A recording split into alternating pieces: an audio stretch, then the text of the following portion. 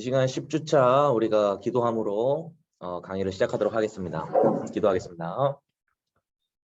존귀하신 주님, 오늘 미가 둘째 주를 우리가 공부하고자 합니다. 시작부터 마치는 모든 시간까지 주님께서 지혜를 주시고 은혜를 주셔서 우리가 공부하는 데에 지치지 않게 하시고 힘들고 피곤한 일상 가운데 우리가 공부를 할 때에 하나님의 놀라우신 은혜를 우리가 경험할 수 있도록 주께서 함께하여 주옵소서. 함께하시며 싸움에 살아계신 예수님의 이름으로 기도합니다. 아멘.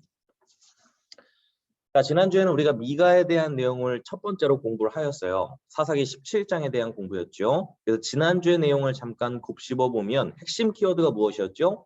축복, 우상, 이런 것들을 우리가 키워드로 뽑을 수 있었습니다. 그래서 이런 것들을 가지고 우리 간단하게 지난주의 스토리를 잠시 복습해 보도록 할게요. 먼저 지난주에 공부를 살펴보면 미가의 어머니와 미가가 핵심 인물로 등장을 하죠. 그리고 또 한 명 누가 등장합니까? 레위 청년이 등장을 합니다. 결국 레위 청년도 미가의 어머니도 미가도 공통적으로 문제시되었던 것은 각각 그 소견에 옳은 대로 행하는 사람이었다는 것이고, 하나님을 마치 자신이 조종할 수라도 있다라는 듯이 내가 이만큼 했으니 하나님은 이만큼 주셔야 한다는 신앙의 모습까지 보여주는 것 같았다는 것이죠. 이처럼 우리도 하나님을 믿는 사람으로서 내가 이만큼 했으니 이만큼의 결과를 하나님께 요청하고 요구하는 모습이 우리는 없지 않은가, 우리는 생각해 볼 필요가 있을 것 같습니다. 철을 따라 꼴을 먹이시고 하나님을 믿고 간절히 원하는 바를 우리가 기도하되 그에 따른 응답은 누구에게 맡겨야 합니까? 하나님께 맡겨야 한다는 것이죠. 내가 원하는 바대로 이루어지지 않는다고 해서 시험에 들지 않게 기도하는 것을 우리가 지난주에 적용점으로 살펴보기도 하였습니다. 그래서 결국 우상이라는 것은 저 먼 곳에 있다거나 신상을 만들어서 비나이다 비나이다 이렇게 하는 것만이 신상이 아니었고, 오늘 우리의 마음 가운데 하나님께 맡기지 못하는 우리의 마음, 즉 바알이자 가장 무서운 우상이 우리의 마음일 수도 있다는 것을 우리가 살펴보았습니다. 그래서 이러한 적용점을 여러분들은 한 주간 어떻게 잘 적용을 하면서 살아갔는지 모르겠습니다. 우리가 오늘 사사기는 18장 11절부터 26절까지의 내용을 우리가 공부할 거예요. 그래서 좀 더 크게는 17장부터 미가의 스토리를 전반적으로 다시 보고 단지파와 미가의 연결고리, 그리고 단지파가 지은 죄와 제사장의 죄, 그 상관관계에 대해서 우리가 구체적으로 공부해보는 시간을 가지도록 하겠습니다.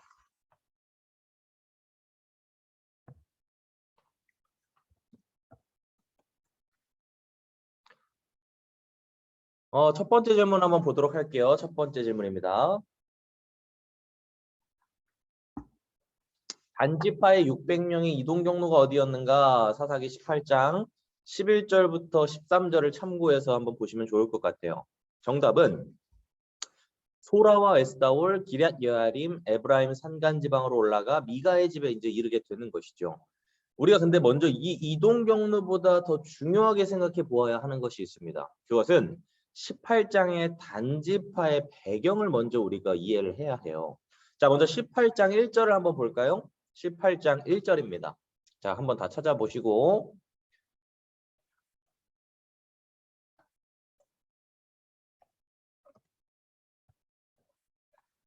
자, 1절을 한번 눈으로 보시고요. 오늘 우리가 중요하게 봐야 되는 것은 이 1절을 원문에 가깝게 해석을 하면 이렇게 해석할 수 있어요.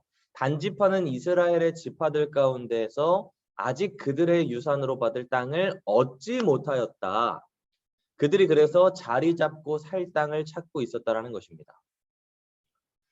자, 이것이 오늘 여러분이 눈으로 읽으셨던 개역개정 1절과 원문에 가까운 것을 두 개를 비교해서 볼 때 어떤 생각이 바로 드십니까? 아직까지 단지파가 땅을 분배받지 못한 상태였구나 라고 생각이 든다는 것이죠. 근데 여러분, 이 본문의 배경이 왜 중요할까요? 이미 여호수아가 땅의 분배를 모두 마쳤죠. 땅을 차지할 사명을 각 지파에게 믿음으로 정복하라고 분배를 이미 마쳤다라는 것입니다. 이미 각 다른 지파들은 가나안 땅에 들어와서 자기 땅에 각자 살고 있었는데 누구만 지금 그것을 못 누리고 아직까지 땅을 찾고 있다는 것이죠. 바로 오늘 본문에서 등장한 단지파만 아직도 정복하지 못하고 있었다는 것입니다. 그래서 18장 1절은요. 이렇게 해석하는 것이 이렇게 보는 것이 좋을 것 같아요. 제가 읽어드릴게요. 그때 단지파는 거주할 곳을 찾고 있었다. 이유는 아직까지 기업에 관한 한 이스라엘 지파 가운데서 단지파가 그 기업을 차지하지 못하였기 때문이다. 땅이라는 것은 자신들의 의지와 상관없이 하나님께서 지파들에게 나누어 주셨던 무엇이었죠? 선물이었다는 것이죠. 그리고 반드시 지켜야 할 사명이었기도 했습니다. 이스라엘 12지파에서 선물로서 사명을 점령하는 것으로 하나님께서 허락하여 주셨고 하나님의 정의와 하나님의 공의가 점령해 나아가는 과정 가운데에서 이미 다른 지파들을 통해서 실현되었고 실현될 것이라는 것을 믿음으로 나아갈 때 보여주셨죠. 그러나 아직 사명을 감당하지 못하고 있던 지파가 어디였다는 것이죠? 바로 단지파였다는 것입니다. 그래서 이 단지파는 다시 점령할 곳을 찾고 있던 것이었어요. 그러면서 가나안 정탐 때와 같이 5명의 정탐할 사람들을 보내서 살만한 곳을 살피던 중에 누구를 만나게 되는 것입니까? 오늘 본문에서의 미가의 집에 머무르게 되고 제사장인 레위의 청년을 만나게 되었다는 것이죠.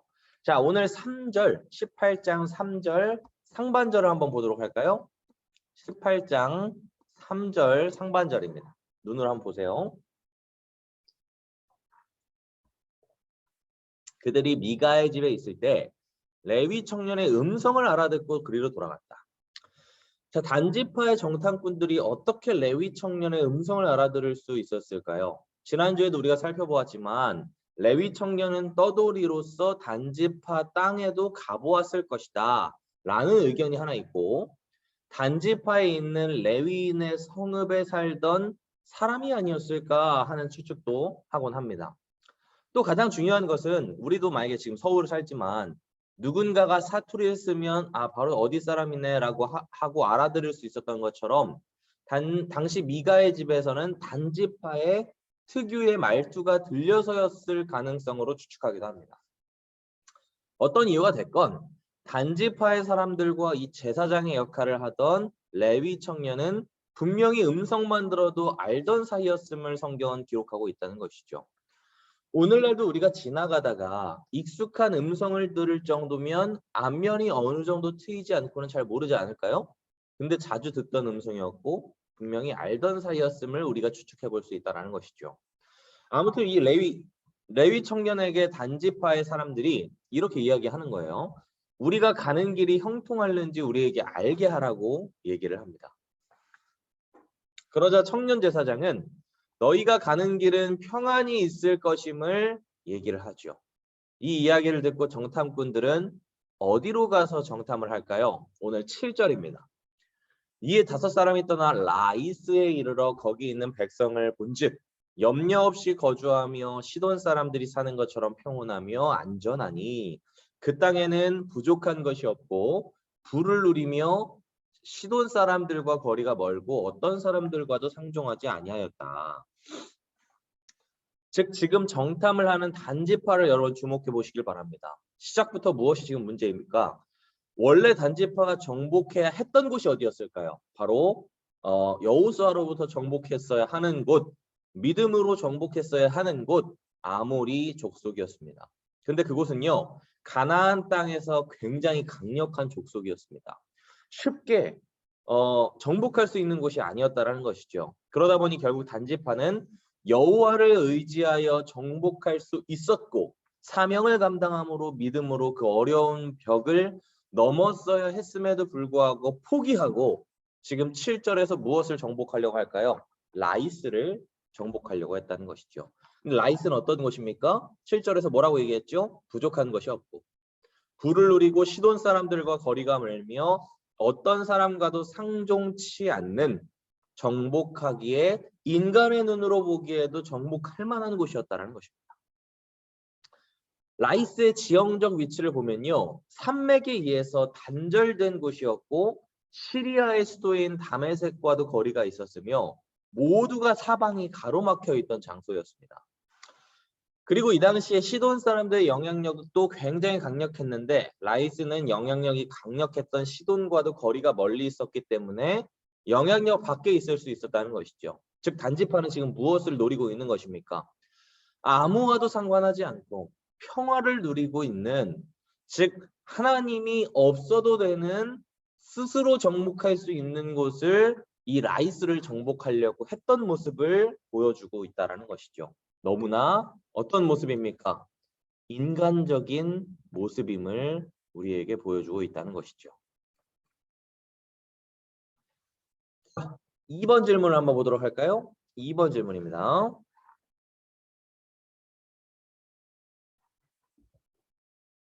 우리가 미가의 집에 도착해서 행한 두 가지 일이 무엇일까? 사사기 18장 17절과 19절을 한번 참고해서 눈으로 보시길 바랍니다. 정탐꾼 5이 신상을 가져가고 제사장을 데려갔죠. 먼저 14절을 보도록 하겠습니다. 전에 라이스 땅을 정탐하러 갔던 5사람이 그 형제들에게 말하여 이르되 이 집에 에봇과 드라빔과 새긴 신상과 부어 만든 신상이 있는 줄을 너희가 아느냐. 그런즉 이제 너희는 마땅히 행할 것을 생각하라 하고. 자, 단지파 600명의 병사가 에브라임 산지 미가의 집에 이르자 정탐꾼 5명은 미가의 집에 종교적 기구들이 있었음을 말해주고 있죠. 정탐꾼은 이전에 미가의 집의 신상을 통해 하나님께 물어본 결과 이들이 행하는 길이 여호와 앞에 있다는 축복을 레위인에게 받아본 적이 있었습니다. 물론 진짜 하나님으로부터 축복이 왔었던 것이다 라고 말할 수는 없겠지만 이런 제의적 기구들이 새 정착지를 얻기 위해 먼 길을 떠나는 이들에게 유용할 것이라고 생각을 했던 것 같다는 것이죠. 그렇기 때문에 지금 이런 기구들과 신상을 도둑질하자라고 얘기를 하는 것입니다. 그래서 이 14절을 직역하면 원문으로 보면 이렇게 해석할 수 있는 것이죠. 여기 여러 채의 집이 있는데 이 가운데 어느 한 집에 은을 입힌 목상이 보관되어 있다는 것을 당신들이 알고 있을 것입니다. 목상뿐 아니라 드라빔과 에봇도 있어요. 우리가 해야 할 일이 무엇이겠습니까? 즉 무슨 말이죠? 대놓고 빼앗자라고 얘기를 하고 있는 것입니다. 미간의 집안이 잘하고 있는 집안은 분명히 아니었지만 같은 12지파 공동체의 사람들이고 심지어는 미가가 잘못한 것도 없고 정탐꾼들을 재워줄 때에도 오히려 나그네를 집에 재워준 것이기 때문에 미가가 오히려 잘한 일을 하고 있었음에도 불구하고 은혜를 원수로 갚자라는 얘기를 하고 있다는 것이죠. 15절을 보도록 하겠습니다. 5사람이 그쪽으로 향하여 그 청년 레위 사람의 집, 곧 미가의 집에 이르러 그에게 문안했다. 뒤에는 600명이 무장을 하고 있었고 도둑질할 마음을 가지고 평안을 묻고 있는 게 참으로 아이러니하지 않습니까? 이 사람들은 문이 열리자마자 평안은커녕 미가의 집에 가서 은으로 만들어진 신상과 드라빔을 가지고 나왔습니다. 이에 레위인 제사장이 놀라서 물어보죠. 너희가 무엇을 하느냐? 라고 말입니다. 그러자 단지파 사람들이 뭐라고 얘기하는지 아십니까? 19절입니다. 19절을 직역하면 이렇게 해석할 수 있어요. 조용히 해라. 잔말 말고 우리를 좀 따라 나서라. 우리의 아버지와 제사장이 되어라. 이 집에서 한 집의 제사장이 되는 것보다 이스라엘의 한 지파와 한 가문의 제사장이 되는 것이 더 낫지 않겠느냐 라고 레위 청년에게 얘기를 하고 있다는 것이죠. 자, 여기서 우리의 아버지와 제사장이 되어라 라는 말을 어디서 많이 본 것 같지 않으신가요? 사사기 17장 10절에서 미가가 레위 청년에게 제사장이 되어달라고 했을 때 동일한 표현이 등장했던 것을 우리가 기억할 것입니다. 레위 제사장은 분명히 잘못된 거짓말인 줄을 분명히 알았을 거예요. 왜냐하면 본인도 그 말을 듣고 제사장으로 왔더니 자신을 오히려 제사장이 아니라 아들처럼 대하고 그들의 필요나 채워달라고 하는 제사를 드리고 그들이 듣고 싶은 말을 말씀이라며 전하는 거짓 제사장이 본인 되었었기 때문이죠. 근데 중요한 것은 레위 청년의 목적이 무엇이었습니까? 진짜 제사장이 되려고 했던 것보다 더 안정적인 경제, 더 안정적인 위치를 바랬었기 때문에 한 지파라면 적어도 한 집안보다는 더 많은 돈과 더 안정적인 일자리를 제공해 줄 거라 생각했을 것 같습니다. 레위 청년은 뒤도 보지 않고 단지파를 따라 쫓아가는 모습을 보여주고 있다는 것이죠. 자, 이 부분은 우리가 너무나도 생각해 볼 만한 주제인 것 같아요. 하지 말아야 할 것을 알면서도 보이는 것이 너무나 달콤해서 그것을 잡는 것. 이것은 오늘날의 우리에게도 많이 적용되는 것 같습니다. 저희 교역자들에게도 이런 일이 많이 일어나고 있어요. 예를 들어 두 교회가 있는데 한 교회는 일도 많이 시키고 할 것들이 너무나 많고 돈을 조금 주고, 또 한 교회는 자신에게 주어진 것만 딱 하면 되고 돈도 잘 주고 장학금까지 꼬박꼬박 잘 주는 교회가 있다면, 전자의 교회를 다니다가도 대부분 후자의 교회로 옮기는 것이 교역자들의 현실이라는 것이죠. 물론 회사는 돈을 따라 움직이는 것을 잘못되었다고 볼 수는 없죠. 돈 조금 더 준다고 해서 물론 중요한 것은 돈을 조금 더 준다고 해서 자주 회사를 옮겨 다녔다가 회사들 사이에서 잘못된 소문이라도 퍼지면 오히려 어려운 상황이 분명하게 초래하게 되겠죠. 이처럼 여러분은 하지 말아야 할 것을 알면서도 결과가 어떻게 될 것인지도 알면서도 하고 있는 것은 혹시 무엇이 있을까요? 게임 중독자나 도박, 술 중독에 걸린 사람들도 하지 말아야 할 것을 알면서도 미래가 없기 때문에 그것들을 다시 하게 된다라고 하죠. 이처럼 우리가 걷잡을 수 없지만 그것 자체가 주는 즐거움이 얼마나 큰지 생각해 볼 필요가 있다는 것입니다. 그렇다면 여러분은 하나님을 아는 즐거움과 하나님과의 교제의 즐거움이 이 세상이 주는 즐거움보다 즐겁다라고 말하실 수 있으십니까? 우리가 하나님과의 관계에서 오는 즐거움이 다른 무엇보다 크지 않다면 우리는 그 죄가 즐거움으로 우리에게 올 때에 우리는 반드시 넘어지고 무너지게 될 것입니다. 주님과의 관계로부터 오는 즐거움이 나에게 있는가? 우리는 생각해 보아야 한다는 것이죠. 자, 3번 질문 보도록 할까요? 3번 질문은 3번과 4번을 같이 보도록 하겠습니다.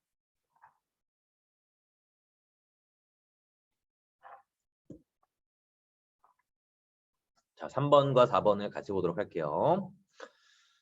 단지파 사람들과 미가의 집 제사장의 죄는 무엇이고 레위 사람이 단지파 사람들의 제안에 기뻐한 이유가 무엇일까? 자, 위에서 살펴봤지만 절도와 배신이라고 말할 수 있고, 레위 사람이 제안을 기뻐한 이유는 성공할 기회를 잡았다고 생각했기 때문이겠죠.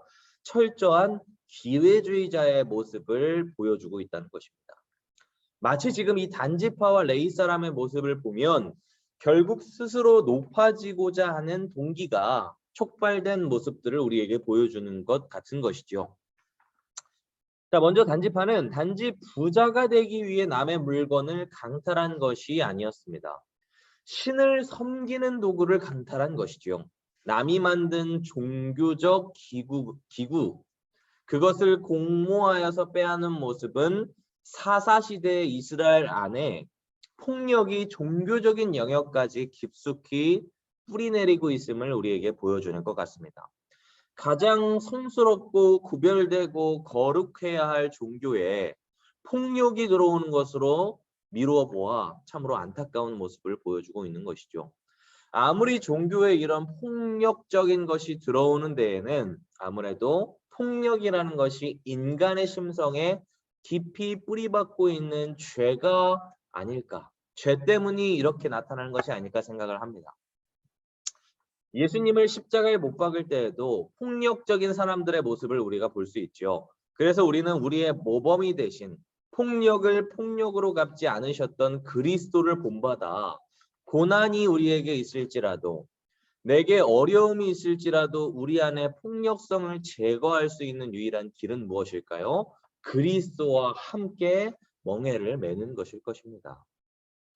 주님께 힘을 구하고 내 안에 폭력성을 잠재워 주길 기도한다라는 것이죠. 또한 레위인은 자신만 섬기려고 하기 때문에 이러한 행동을 하는 것처럼 보여집니다. 그는 누구든지 자기에게 돈을 주면 섬겼고 사람들이 듣고 싶어하는 말을 서슴없이 하였으며 또한 더 멋있어 보이거나 자신에게 이득을 취하는 모습을 보이면 옮겨가는 모습들을 보여주고 있습니다. 즉 그의 결정들은 온전한 자기의 이익에 따라 움직였었다라는 것이죠. 그러나 이런 결정들 하나하나가 결국 하나님으로부터 어떻게 하는 거죠? 멀어지게 할 수밖에 없었다는 것을 우리에게 보여주고 있다는 것이죠. 이 청년은 어디서부터 시작했던 사람인지 우리가 알 수는 없습니다. 베들레헴이었다고 하지만 그곳에서 신앙을 가졌는지조차 사실 의문이 들죠. 그러나 분명한 것은 레위인으로 시작했던 이 사람이 산간지역 에브라임의 우상숭배적 신전으로 옮겨왔고 결국 어디까지 이르게 됩니까? 라이스까지 이르게 된다는 것이죠. 그곳의 특징은 무엇일까요? 하나님이 하나님의 백성에게 주신 땅이 아니라 밖이었었다는 것이죠. 그는 마치 천국에 이르지 못할 지파를 위해 일을 했고 자기 뜻대로 자기의 삶을 살아가면서 높은 자리로 올라갔으며 하나님이 택하신 백성 중에 한 지파 전체의 예배를 운영하였던 것이죠. 그러나 분명한 것은 그가 집례하는 그 예배는 공허한 예배였을 것이고 자기를 높여주는 신을 섬기는 것이었을 것입니다.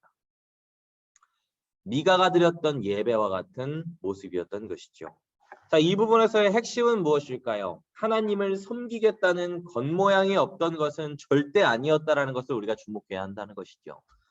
하나님을 섬기겠다는 외적인 마음과 모양은 분명히 있었지만 하나님이 받으시지 않는 예배를 드리고 있었다라는 것입니다. 그렇게 우리도 하나님보다 우선하는 것을 가장 큰 죄로 여겨야 한다는 것이죠. 하나님보다 우선하는 것을 쉽게 생각하다가 결국 그 소견에 오른데 하나님을 멀리하지 않는 교회를 다니고 신앙생활을 하는 것 같지만 이미 하나님과 멀어져 있을 수 있다는 것을 우리가 기억해야 한다는 것입니다.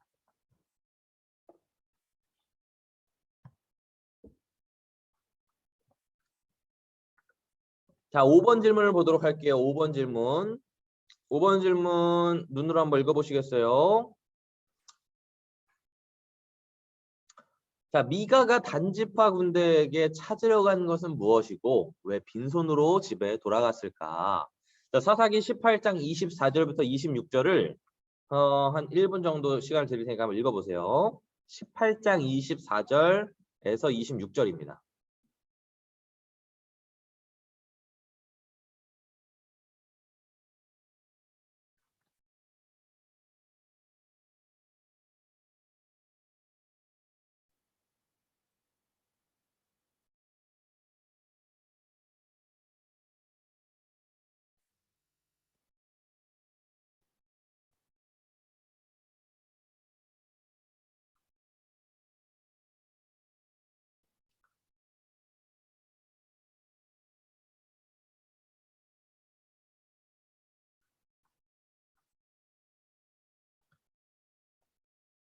자신이 만든 우상을 가지러 갔던 제사장을 데리러 갔죠. 그러나 빈손으로 왔던 것은 왜였을까요? 바로 자신이 수적으로 약세라는 것을 깨달았기 때문입니다. 자, 먼저 23절을 볼까요?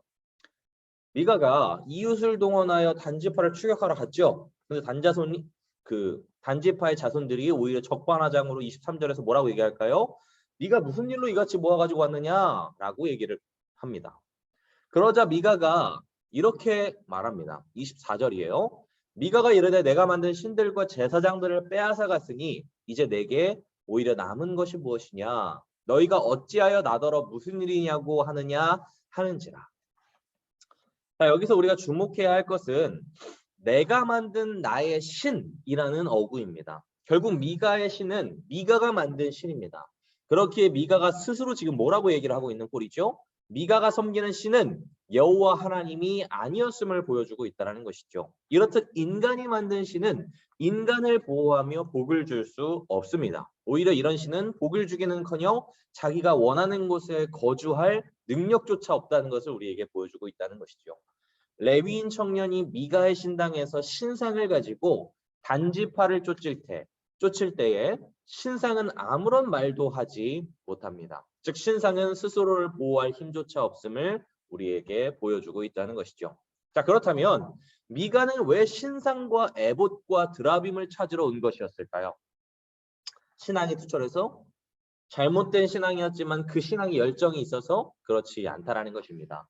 미가의 전반적인 정황상 그저 잃어버린 재산을 되찾기 위해 왔을 뿐이라는 것이죠. 그런데 강탈에 갔던 단지파 사람들은 미안한 마음이 없이 오히려 미가를 25절에서 이렇게 위협하고 있습니다. 단자손이 그에게 이르되 네 목소리를 우리에게 들리게 하지 말라. 노한 자들이 너희를 쳐서 내 생명과 내 가족의 생명을 잃게 할까 하노라 하고, 직역하면 이런 것입니다. 가만히 좀 있어라. 그리고 다시 돌아가라. 가만히 있지 않는다면 우리가 너희를 힘으로 공격할 건데, 그렇게 되면 네가 너 때문에 쫓아온 사람들은 좋은 일을 하려고 왔다가 우리에게 크게 당하게 될 거야.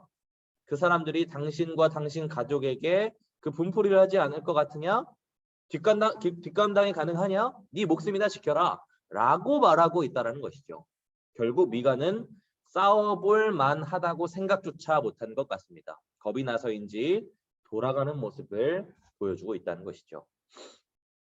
26절입니다. 단자손이 자기 길을 간지라. 미가가 단자손이 자기보다 강한 것을 보고 어떻게 했다고요? 돌이켜 집으로 돌아갔다.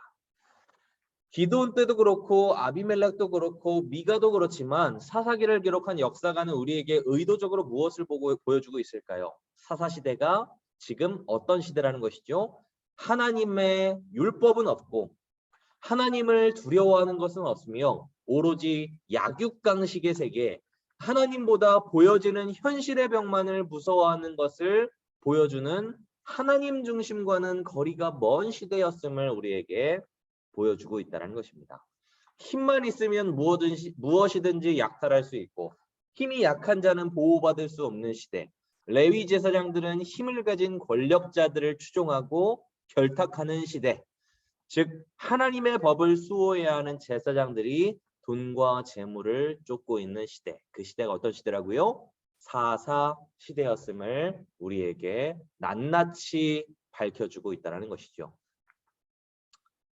더 구체적으로는 이 사사시대가 어떤 시대였습니까? 하나님이 정해준 정복해야 할 땅을 정복하지 못하였던 시대. 더 큰 이익을 준다면 아무데서나 불법한 제단을 쌓기도 했던 시대.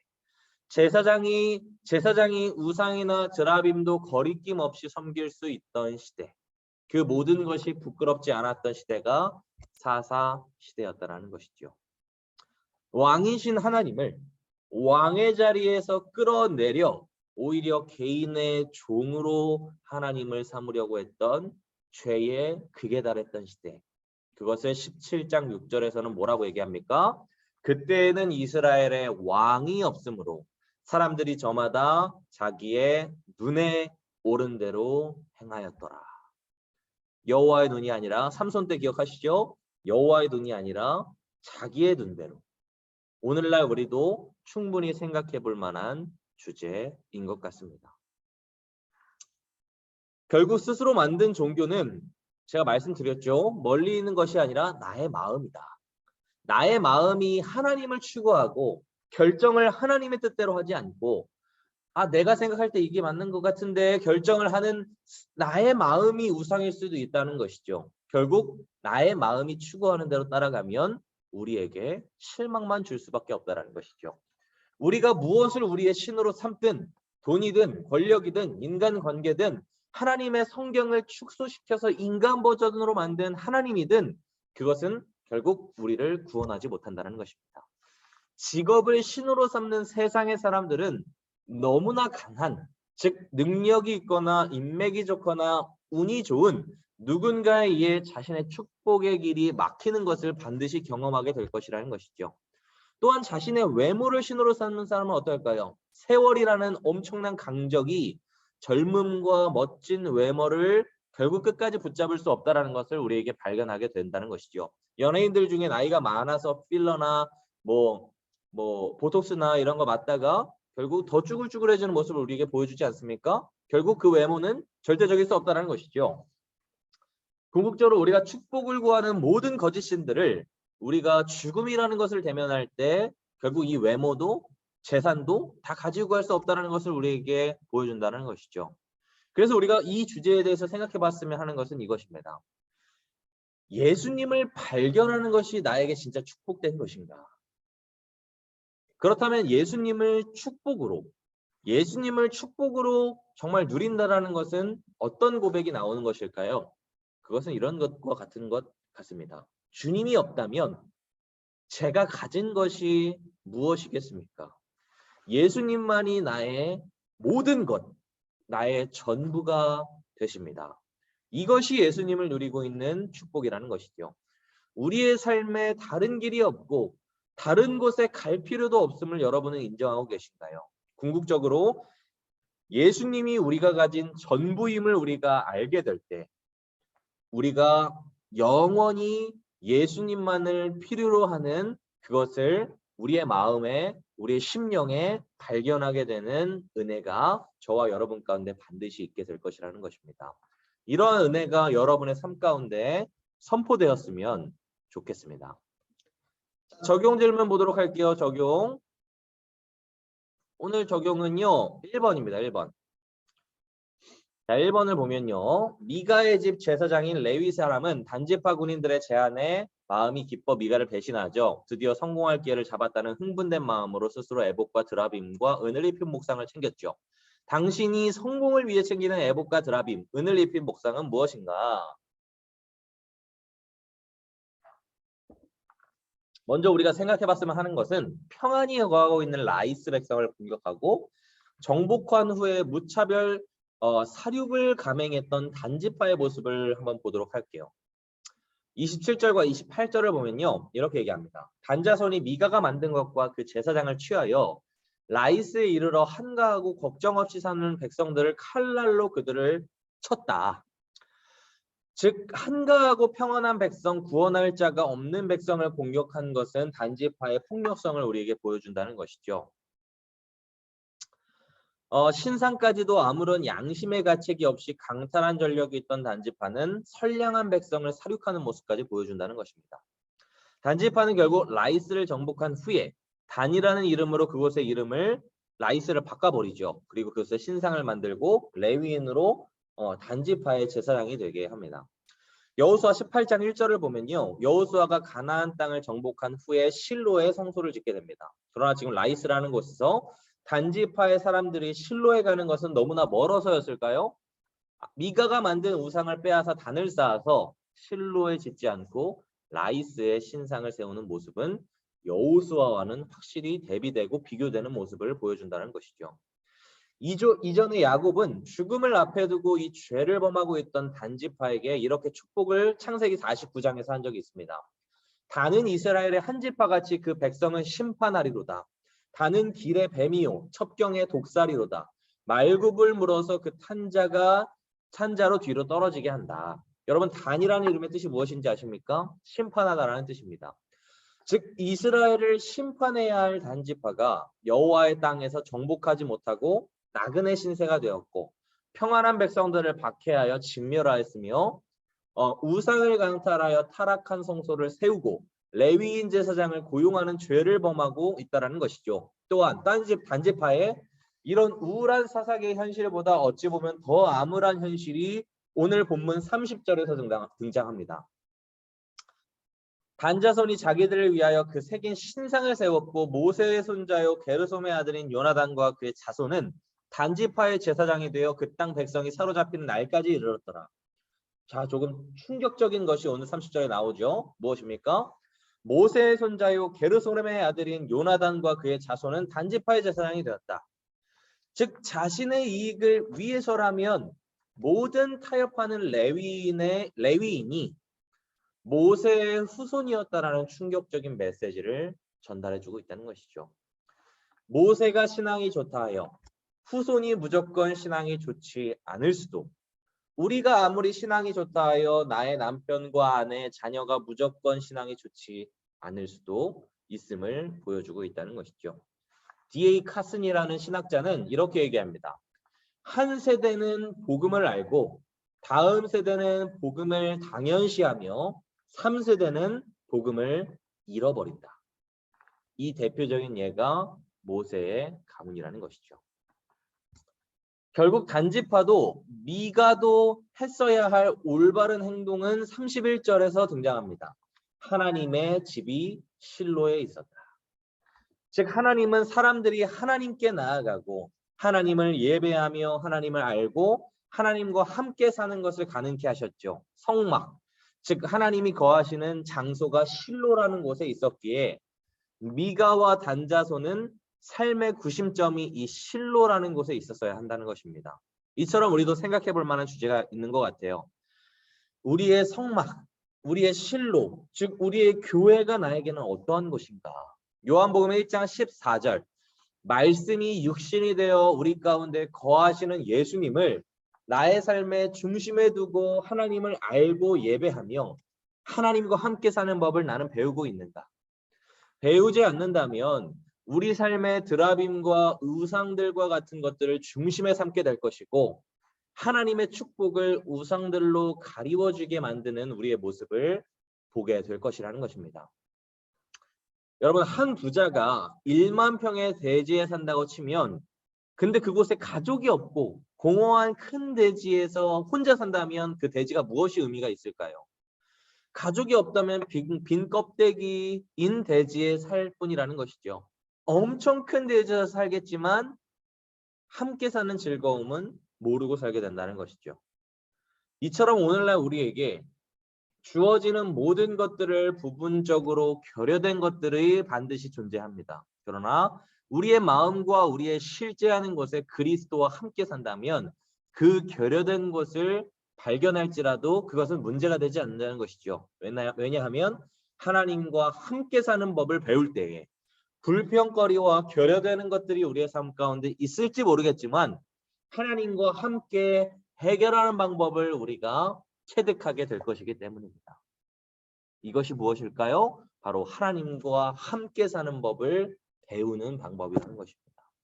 기도함으로, 은혜를 구함으로 우리가 어려움이 있고 결여된 것이 있고 하나님을 필요로 하는 인생이 우리 가운데 있을 때에 우리가 이 문제를 하나님과 해결해 나아갈 때에 적어도 미가와 단지파와 같은 죄를 범하지 않는 은혜가 저와 여러분 가운데 함께하기를 진심으로 소원합니다.